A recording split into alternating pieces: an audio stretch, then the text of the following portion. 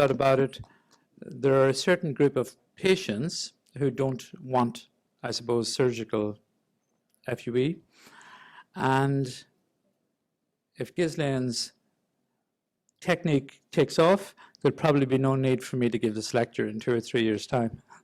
I'm looking, I suppose, at the medical treatments, the guidelines, and looking at it scientifically through the Cochrane Library to see what is out there and whether it's based on evidence-based medicine or not. So we all know, I suppose, female pattern baldness or female androgenetic alopecia, and we know that in women it's just along the top of the scalp. If you're losing it at the sides or at the back, it's going to be telogen effluvium or it's going to be diffuse hair loss. It's not going to be androgenetic alopecia. And the pattern, I suppose, is different in males and females. We don't really know what causes it. We know there is some association with the hydroxyepiandrosterone, but it's multifactorial and it's polygenetic for sure. This is the sort of pattern we get here in females, and I suppose it's the central parietal region, and there's preservation of the frontal hairline. In females, if you lose your frontal hairline with, I suppose, your eyebrows, always be careful that you're not dealing with fibrosing frontal alopecia, which is a variant of LP lichen planus, as you know. So we get, I suppose, this form of hair loss across all races and ethnicities. It's more common in Caucasians, we're not sure why, and at 7 years of age, over 40% of females suffer from the condition. The androgen dependence is a little uncertain, but there's certainly a subset of FLA which has to do with hormonal dysregulation. It's usually diagnosed by clinical examination, and don't be afraid to take your patient, pull their hair. If you're going to tug and pull out 6 hairs, that patient's in trouble. If they're coming into you and you're tugging their hair and they're losing nothing, the chances are that they've had something like telogen effluvium, which is going to, I suppose, pass over, and what they need is some level of support. We all do this, use our different sort of scopes to see the density. Normal densities we'd like to run post, I suppose, FUE is about 80 per centimeter. So, believe it or not, I decided to look first at the surgical ones, and we have hair clinics, I suppose, throughout the world, throughout India, the Middle East, Ireland, UK, and the studies for FUE actually were pretty weak based on the study, but we all know it works. But it's one of those, I suppose, methods that because it works, it hasn't been really scientifically evaluated in the same way that medical has. So these are medical evidence levels. You have level 1, level 2, level 3, and level 4. And level 2 is split into 1, 2, and 3. And level 1 is that you have at least evidence from one randomly controlled trial. Now, if you look at the PRP studies, they're horrendous. And even some of the ones that Ghislaine showed me, I was with 2 of the doctors on 2 of those studies recently presenting the things. And I mean, the studies are rubbish, to be honest. And I don't like annoying any of the doctors involved. You cannot really do a study without a control. That's the first thing. And you can't do a study unless it's split or random or double blind. That's the second thing. Or else it's not acceptable to me or to anybody, any scientist. So this sort of thing where people are just injecting in PRP and showing us pictures afterwards, that means nothing. I mean, you could have maybe sent them down to Tesco and their hair would have grown, or, you know, you have to compare it to something.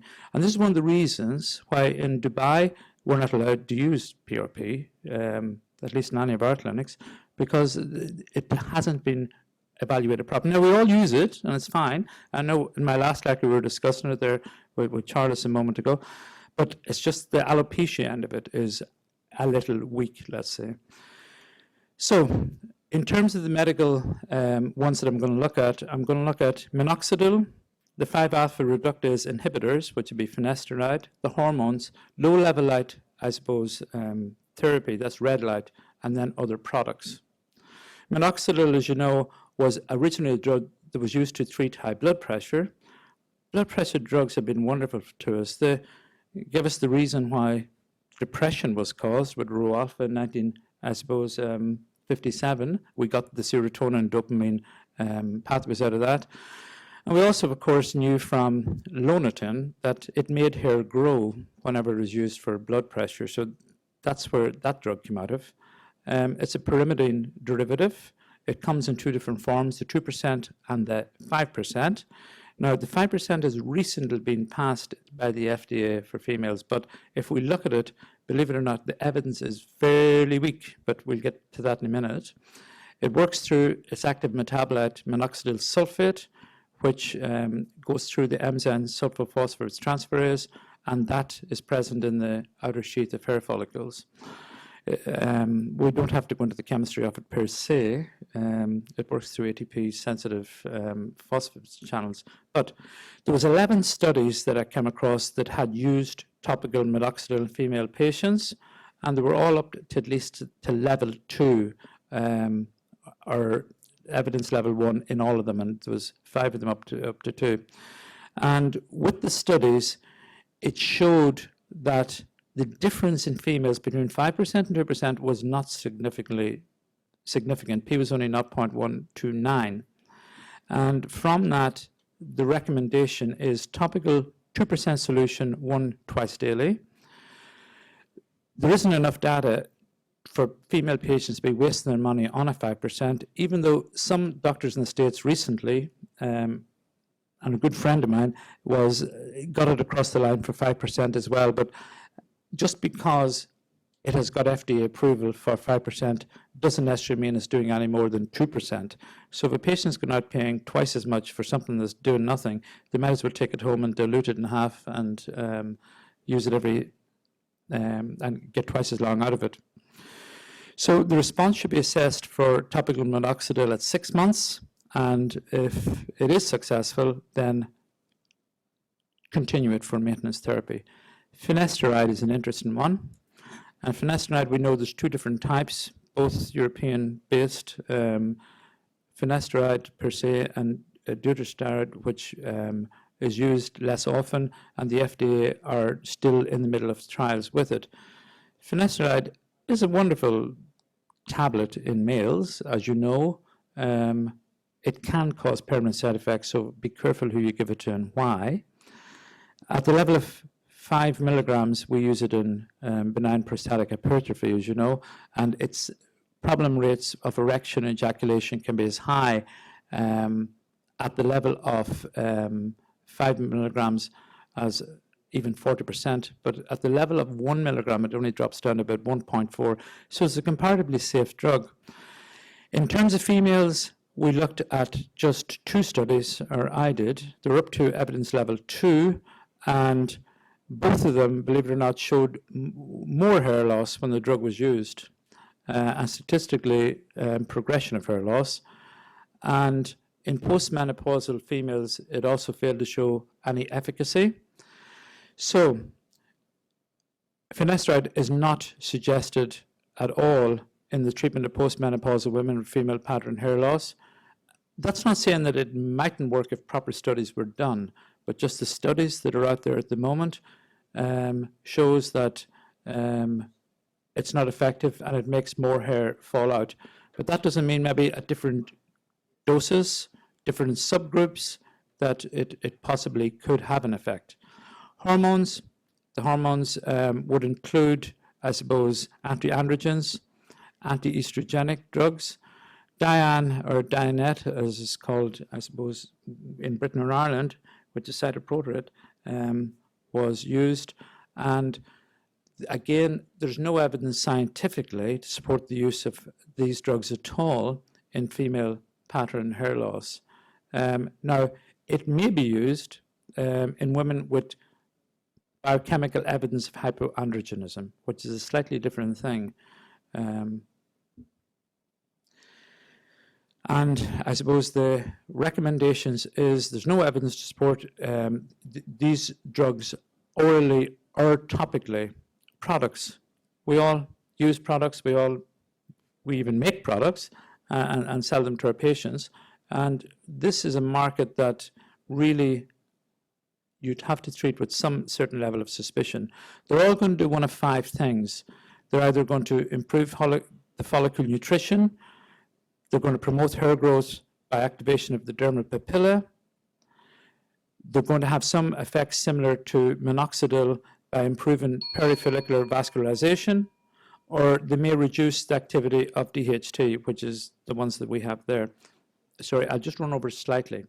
There's tons of these products, as you know, and I suppose to go through them quickly, low-level light therapy has been proven to work.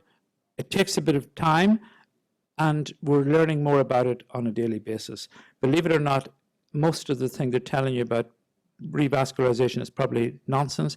What it seems to be doing is it is activating a genome which causes hair loss and hair shedding to be blocked. So ongoing work shows that red light is something to put in your back pocket from the point of view that probably when we know it's working genomically, we'll be able to tweak it and make it work better. Amino acid, cysteine certainly leads to increased growth factors, and it has got across the line statistically significant. Copper and zinc have been suggested, but believe it or not, all studies didn't show any real correlation. Vitamins also sort of didn't really come up as effective as we would believe. Biotin and niacin, those 2 B vitamins did have positive influence on growth, so they're okay to use. Flavonoids, the procyanides showed some level as well of conversion of telogen into anagen. Natural products, ginkgo, ginseng nut, believe it or not, I couldn't get any trials on them at all, even though they're widely used.